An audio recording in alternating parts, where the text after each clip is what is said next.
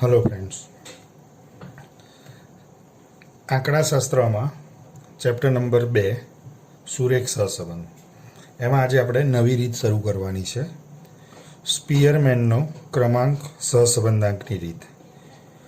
આ ક્રમાંક સહસંબંધાંકની જે રીત છે એ રીતની શરૂઆત કરનાર આંકડાશાસ્ત્રીનું નામ છે ચાર્લ્સ એડવર્ડ સ્પીયરમેન. ચાર્લ્સ એડવર્ડ સ્પીયરમેન એટલે એને સ્પીયરમેનની ક્રમાંક સહસંબંધાંકની રીત કહેવાય છે. આના માટે બહુ સરળ રીત છે. આવ્યા સૂત્ર એવું છે, R is equal two 1 minus 6 into sigma D square upon n into n square minus 1, જ્યાં આપણે ડી બરાબર લેવાનું છે RX માઇનસ RY. તો RX અને RY શું છે? તો આપણને જેમ સહસંબંધ માટે શું હોય, બે ચલ આપેલા હોય. એ બે ચલ હોય છે એને ક્રમ આપવાના. જે બે ચલની કિંમતો આપેલી હોય એની કિંમતોને ક્રમ આપવાના. સૌથી મોટી કિંમત જે હોય એને પ્રથમ ક્રમ, એનાથી નાની કિંમતને બીજો ક્રમ, એનાથી નાની કિંમતો એને ત્રીજો, એનાથી નાનીને ચોથો, એમ ક્રમશઃ ક્રમ આપવામાં આવે છે. એવી રીતે વાયની કિંમતોને પણ ક્રમ આપવામાં આવે છે. એટલે એક્સ અને વાયના બે કોલમ આપ્યા હોય, સાથે આપણને RXનું કોલમ મળે અને RYનું કોલમ મળે, અને એ પછી એનો તફાવત કાઢો એટલે ડી મળે, અને એનો વર્ગ કરો એટલે ડી સ્ક્વેર થાય, જેનો સરવાળો આપણે સૂત્રમાં કામમાં લેવાનો હોય છે. અને અહીંયા બીજું એક સૂત્ર છે, થોડોક ફરક છે. અહીંયા CF લખેલું છે, બરાબર.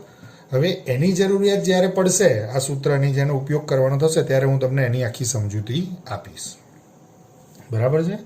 હવે ટેક્સ્ટબુકમાં પેજ નંબર 99 ઉપર સ્વાધ્યાય 2.3 એ આખું સ્વાધ્યાય જે છે એ ક્રમાંક સહસંબંધાંકની રીત પ્રમાણેનું છે. એના દાખલા નંબર 1ની મેં રકમ લખેલી છે. આખી રકમનો પેરેગ્રાફ એવો છે, 2.3નો દાખલા નંબર 1. બે બજાર વિશ્લેષકો એટલે બે વ્યક્તિઓ છે જે વિશ્લેષણ કરતા હોય, એ છેલ્લા કેટલાક સમયમાં કરેલ વિકાસને આધારે 6 કંપનીઓને નીચે મુજબ ક્રમ આપે છે. હવે કંપની છે, એ કંપનીઓના નામ છે ABCDE અને F. હવે પહેલો જે વિશ્લેષક છે એણે કંપની એને 5મો નંબર આપ્યો છે, પણ બીજા વિશ્લેષકે એને 6થો નંબર આપ્યો છે કંપની એને. એવી રીતે બીને પહેલાએ આપ્યો છે બીજો નંબર, બીજાએ આપ્યો છે 4થો નંબર. તો આ પ્રમાણે જે ક્રમ આપ્યા છે, તો એ ક્રમ આપેલા છે એની વચ્ચે કેટલો સહસંબંધ છે એ આપણે શોધવું છે. તો એને કહેવાશે ક્રમાંક સહસંબંધાંક. હવે બીજી વસ્તુ આપણે સમજવાની છે કે આ દાખલામાં ક્રમ આપેલા જ છે, એટલે આપણે હવે ક્રમ આપવાની જરૂર નથી, એમને ક્રમ આપી દીધા છે. તો એ રકમ મેં અહીંયા લખી છે. વિશ્લેષક એ દ્વારા આપેલા ક્રમ, વિશ્લેષક બી દ્વારા આપેલા ક્રમ, એટલે પહેલાના અને બીજાના ક્રમ આપેલા છે. હવે હમણાં જે સૂત્ર આપણે જોયું એ ફરીથી તમને એકવાર બતાવી દઉં છું.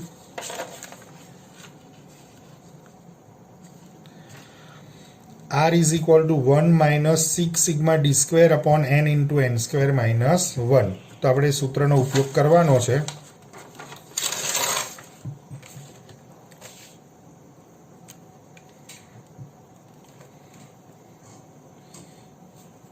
R is equal to 1 minus 6 into sigma d square upon n into n square minus 1.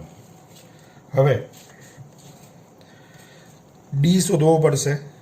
તો D માટે શું જોઈએ? RX minus RY. અને અહીંયા ક્રમ આપ્યા છે. ક્રમ એટલે કે રેન્ક આપેલા જ છે, એટલે જે પહેલાના રેન્ક આપેલા છે એને કહીએ આપણે RX. બીજો રેન્ક જે આપેલા છે બીજા બધાના એને RY. બરાબર. પહેલા વિશ્લેષક દ્વારા આપેલા ક્રમ છે એ રેન્ક ઓફ એક્સ, આ રેન્ક ઓફ વાય. ડી શોધવાનો હોય. ડી એટલે difference between rank of X and rank of Y, એટલે D is equal to RX minus RY. અને જે આ ડીની કિંમત આવે, તફાવત આવે, ડિફરન્સ આવે, એનો સ્ક્વેર કરવાનો. બરાબર. હવે એક વસ્તુ હંમેશા યાદ રાખજો, ડીનું ટોટલ તફાવત હંમેશા 0 આવવો જ જોઈએ. ના આવે તો તમે ક્યાંક ભૂલ કરીશ. અને ડી સ્ક્વેરનો સરવાળો 0 આવે એવું નથી હોતું. એવું નહીં કે આનો સરવાળો 0 આવે તેનો વર્ગ, એવું નથી. આ ડી સ્ક્વેર, આ બધી કિંમતોનો વર્ગ કરીશું અને એનો જે સરવાળો આવશે એને આપણે ઓળખીશું સિગ્મા ઓફ ડી સ્ક્વેરથી. આ જે આવશે એ કહેવાશે સિગ્મા ઓફ ડી સ્ક્વેર. હવે આ ડિફરન્સ કાઢી લઈએ, તફાવત લઈ લઈએ. RX minus RY, 5 minus 6 minus 1, 2 minus 4 minus 2, 1 minus 3 minus 2, 4 minus 2 plus 2, 3 minus 1 2, 6 minus 5 એટલે 1. ટોટલ -2 અને -1 એટલે -5, 2, 2 અને 1 એટલે +5. તો એ થઈ ગયું ટોટલ 0. હવે ડી સ્ક્વેર, તો આ ડીનું જે કોલમ છે એ દરેકે દરેક કિંમતોના વર્ગ એટલે 1 -2 નો સ્ક્વેર 4, 4, 4, 4 અને 1 એટલે સરવાળો 4, 4, 4, 4 એટલે 16, 17 અને 18. તો સરવાળો આવ્યો 18, જે સિગ્મા ડી સ્ક્વેર છે. સૂત્રમાં કિંમત મૂકવાની છે. 1 - 6 18, સિગ્મા ડી સ્ક્વેરની કિંમત 18. n 1, 2, 3, 4, 5 અને 6. તો nની કિંમત 6 ઇન્ટુ n સ્ક્વેર એટલે 6 નો વર્ગ 36 માઇનસ 1.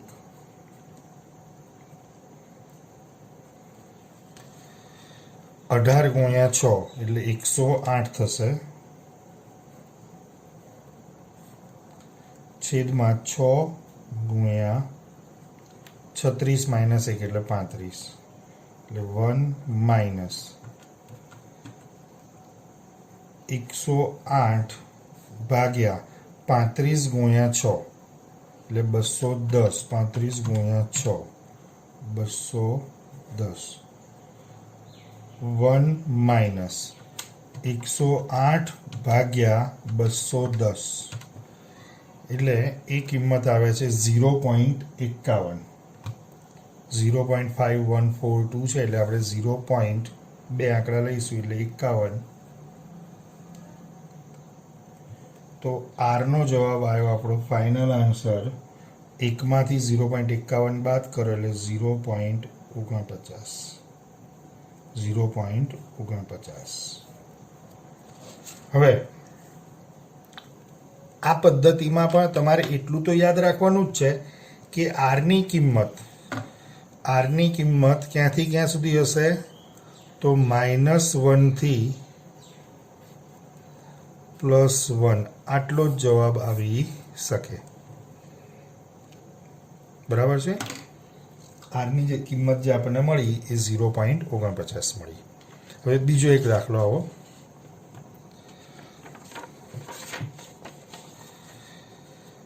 ટેક્સ્ટબુકનો ત્રીજો દાખલો છે 2.3 નો. રકમ જોઈ લઈએ. એક રાજ્યની ટાઉન પ્લાનિંગ સમિતિએ કરેલા સર્વે પરથી નીચે મુજબની માહિતી મળે છે. હવે માહિતી આપણને જે આપી છે એમાં શહેર A, B, C, D અને E, વસ્તી આપી છે લાખમાં અને વસ્તી વધારાનો દર આપ્યો છે દર 1000.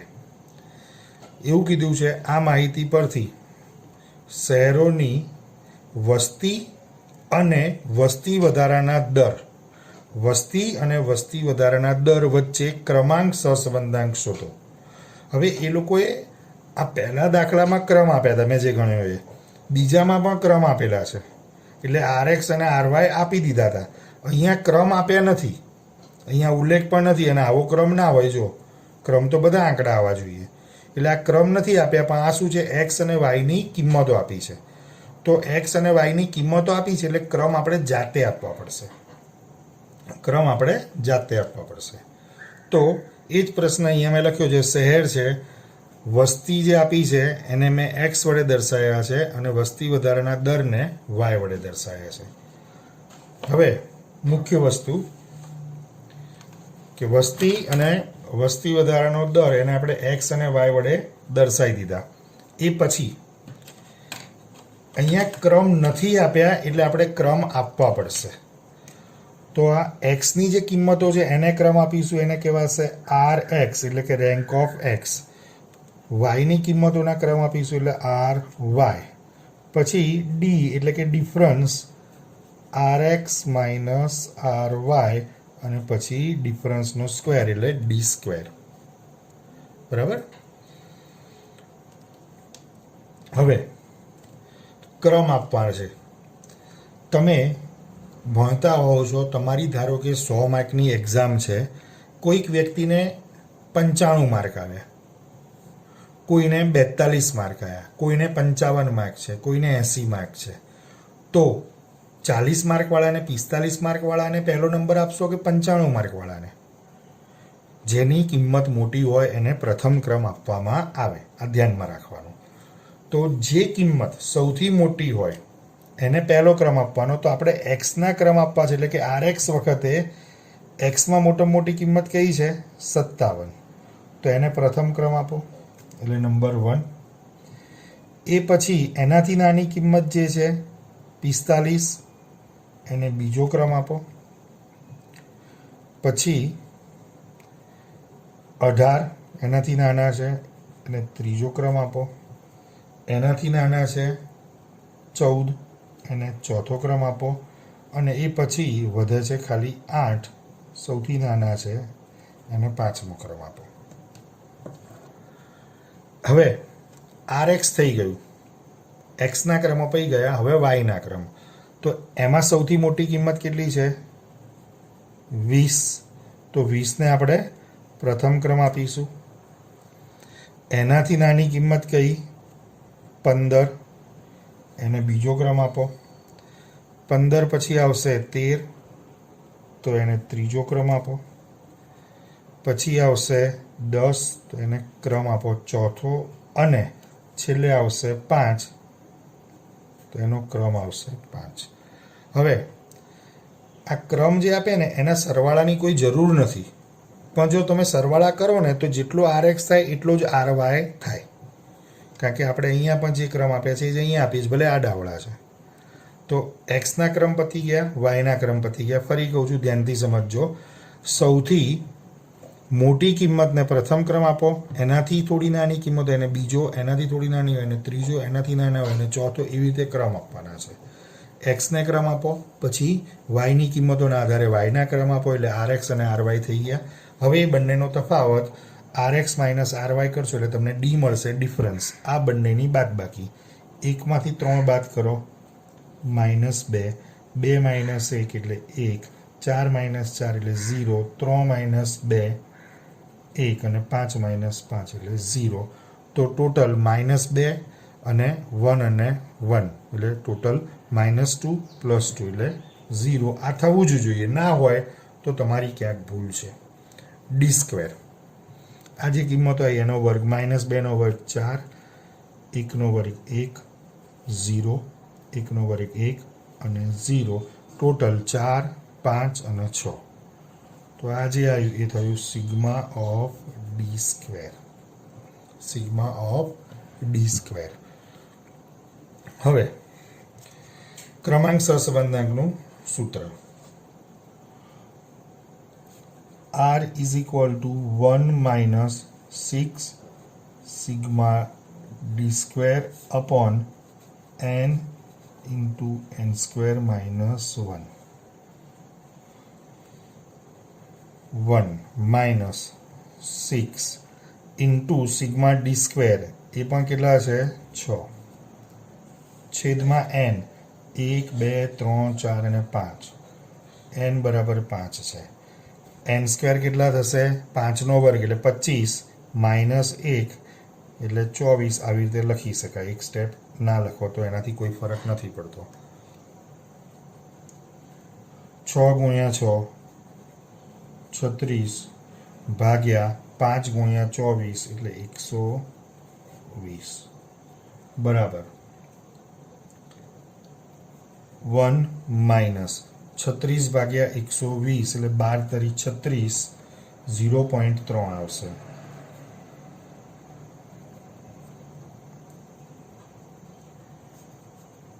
આરનો ફાઇનલ આન્સર 1માંથી 0.3 બાદ કરો એટલે 0.7.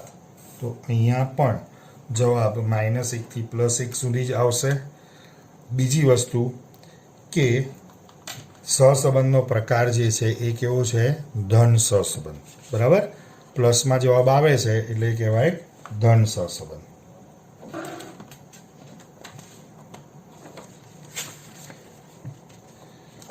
બીજો એક પ્રશ્ન, દાખલા નંબર 4.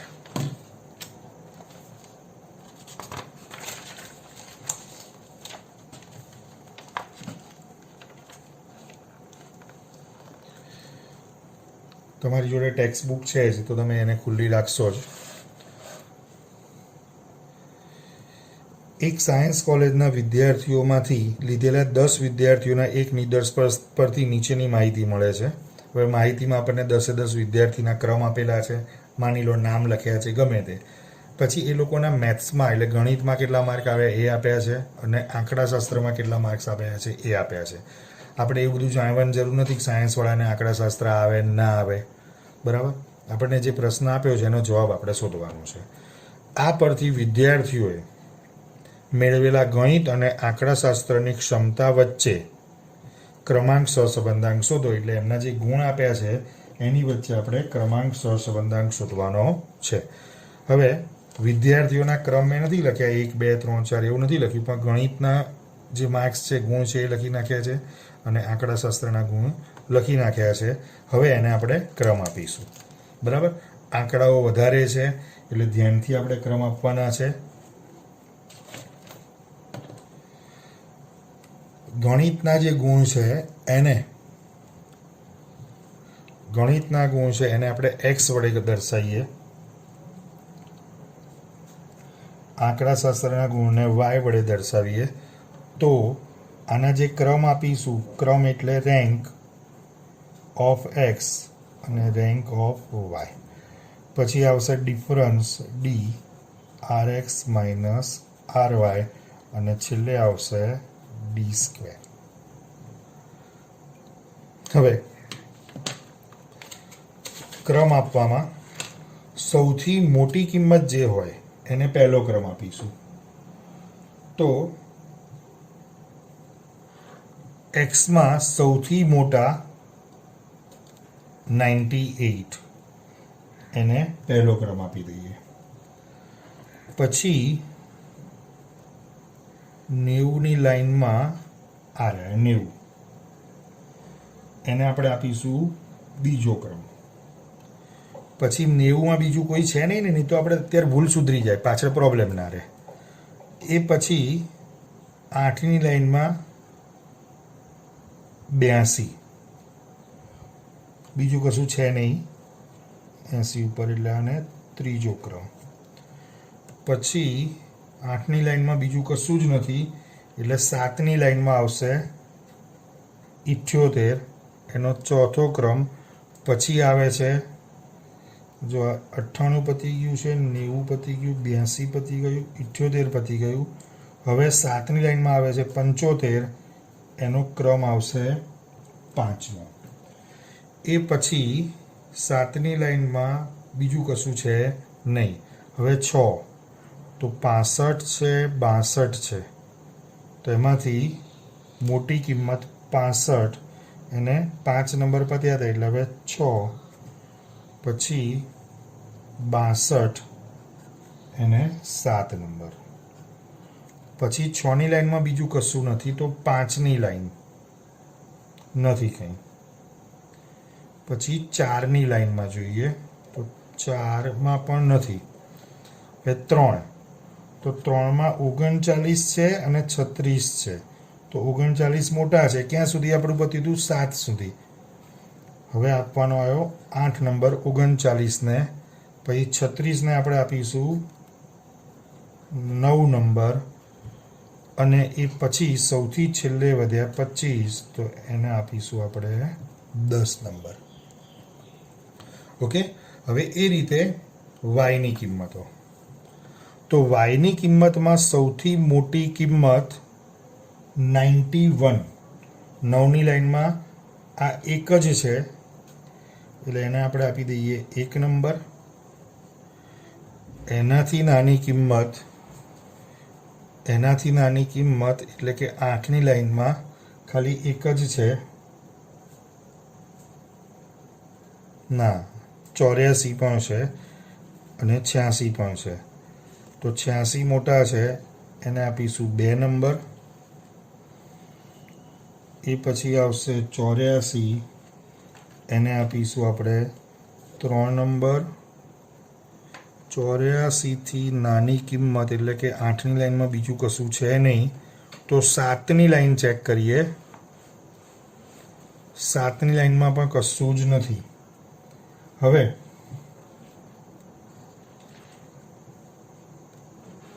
6ની લાઈન. તો 6માં 60 છે, 62 છે અને 68 છે. તો પહેલાં આવશે 68, એનો ક્રમ આવશે 4.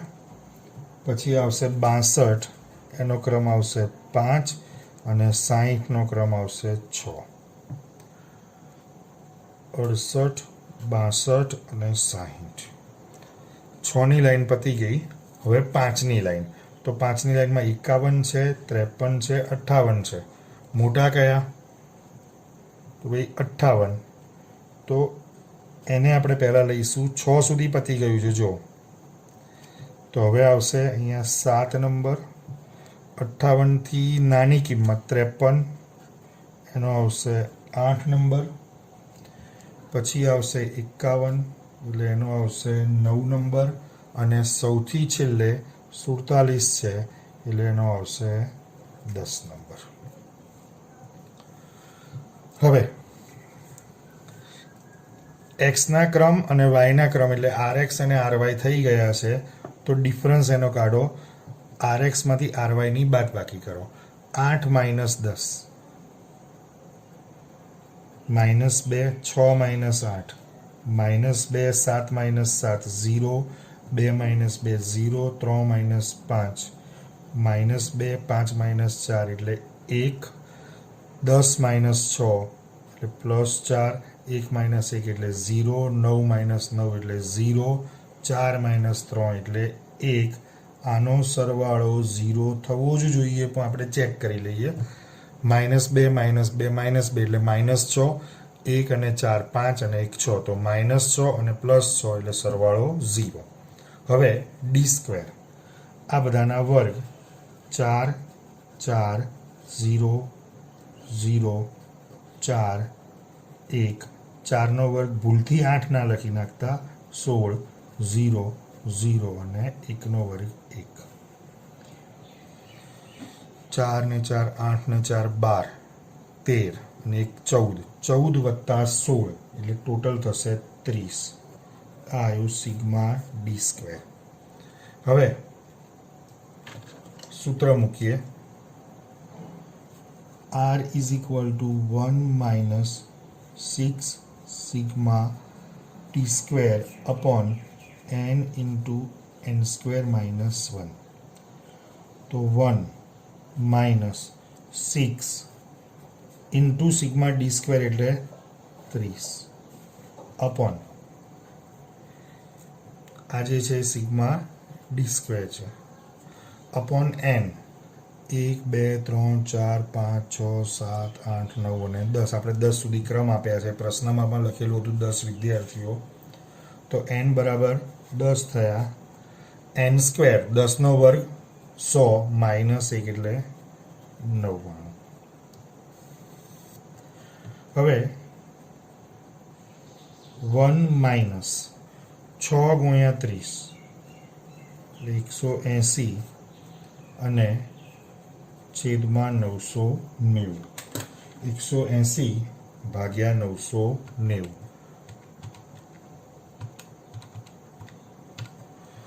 એટલે 0.181818 એવું છે. એટલે આપણે 0.181818 આવે છે. આપણે પોઈન્ટ પછીના બે આંકડા લઈશું એટલે 0.18.